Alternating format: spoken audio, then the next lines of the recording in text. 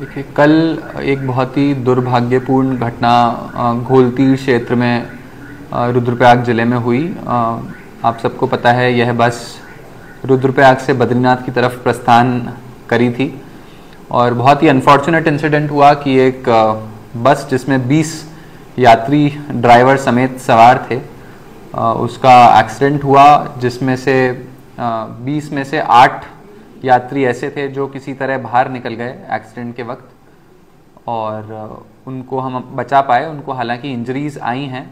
4 यात्री ऐसे हैं जिनको माइनर इंजरीज थी, तो उनका हमने रुद्रप्रयाग जिला अस्पताल में ही उनका ट्रीटमेंट किया और वो एकदम सेफ हैं। 4 यात्री ऐसे थे जिनको थोड़ी मेजर इंजरीज थी, तो हमारी मेडिकल टीम ने तुरंत उन्हें एम्स ऋषिकेश में शिफ्ट करवाया और एम्स ऋषिकेश से हमने हेली एम्बुलेंस भी तत्काल प्रभाव से कल बुला के उन सभी को ऋषिकेश शिफ्ट कर दिया था। और अभी की सूचना के हिसाब से जो 4 गंभीर जिन्हें इंजरीज थी, जिनको ऋषिकेश शिफ्ट किया गया, वो भी फेयरली स्टेबल हैं और खतरे से बाहर हैं। हालांकि यह बहुत ही दुर्भाग्यपूर्ण है कि 12 ऐसे यात्री थे जिसमें से 3 की बॉडीज़ हमें कल ही मिल गई थी और 1 की बॉडी हमें आज अभी तक मिल गई है। 4 अभी तक डेड बॉडीज़ हम रिकवर कर पाए हैं और 8 अभी भी लापता हैं। लेकिन हमारी सर्च एंड रेस्क्यू टीम रात को भी एक्टिव थी। अभी भी हमने 6 रेस्क्यू टीम्स की टुकड़ियां अलग अलग क्षेत्र में अलकनंदा नदी एरिया में लगा रखी है और हम टेक्नोलॉजी का भी इसमें यूज़ कर रहे हैं। सोनार का यूज़ किया जा रहा है। राफ्ट्स भी हमारी जल पुलिस और एसडीआरएफ टीम के पास हैं। तो पूरी कोशिश की जा रही है कि जो भी लापता पैसेंजर्स थे उनको भी तुरंत ढूंढ लिया जाए और उनको अपने परिजनों को सुपुर्द किया जाए।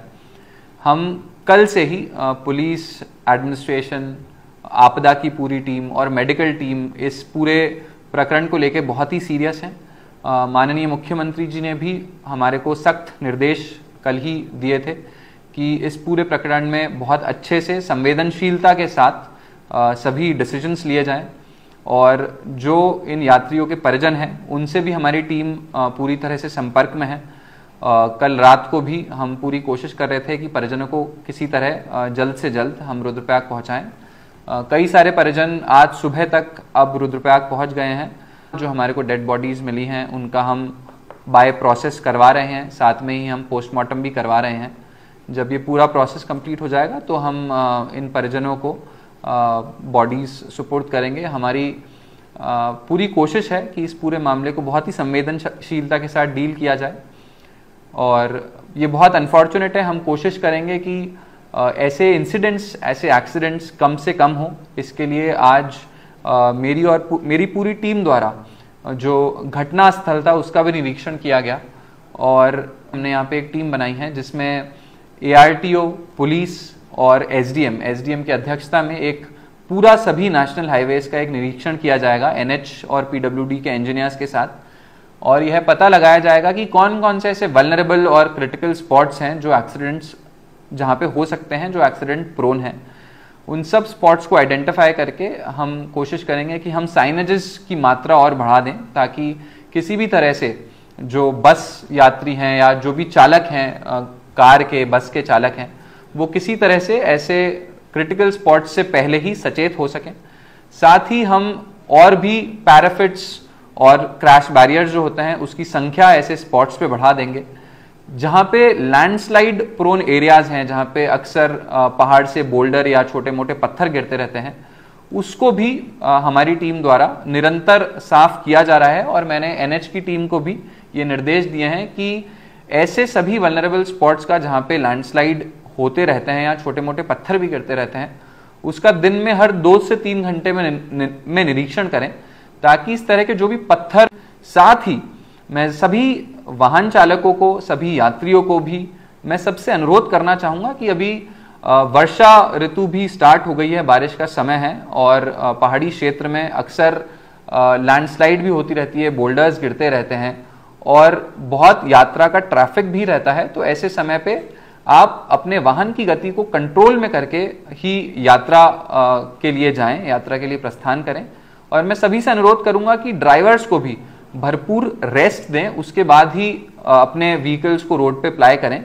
अगर ड्राइवर्स प्रॉपरली रेस्टेड हैं और वाहन की गति ज़्यादा तेज नहीं है, तो यात्रियों की तरफ से भी और वाहन चालकों की तरफ से भी ऐसा संभव होगा कि उनकी तरफ से भी अच्छे प्रिकॉशनरी स्टेप्स लिए जाएं, सो दैट एक्सीडेंट हम किसी ना किसी तरह से, हर तरह से अवॉइड कर सकें। तो मैं प्रशासन से भी, मेरी पूरी टीम से को मैंने निर्देश दिए हैं कि जो भी हमारी तरफ से हो सकता है, चाहे वो क्रैश बैरियर्स हों, चाहे पैराफिट्स हों, चाहे और एडिशनल प्रिकॉशंस हों, कई जगह पे हम रंबल स्ट्रिप्स भी लगाएंगे जिससे वाहनों की गति थोड़ी धीरे हो सके।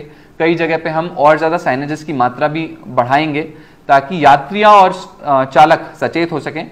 साथ ही मेरा अनुरोध फिर से सभी यात्रीगणों से भी रहेगा कि बहुत ही सचेत होके, बहुत ही सतर्क होके पहाड़ी रास्तों पे अपनी यात्रा के लिए जाएं।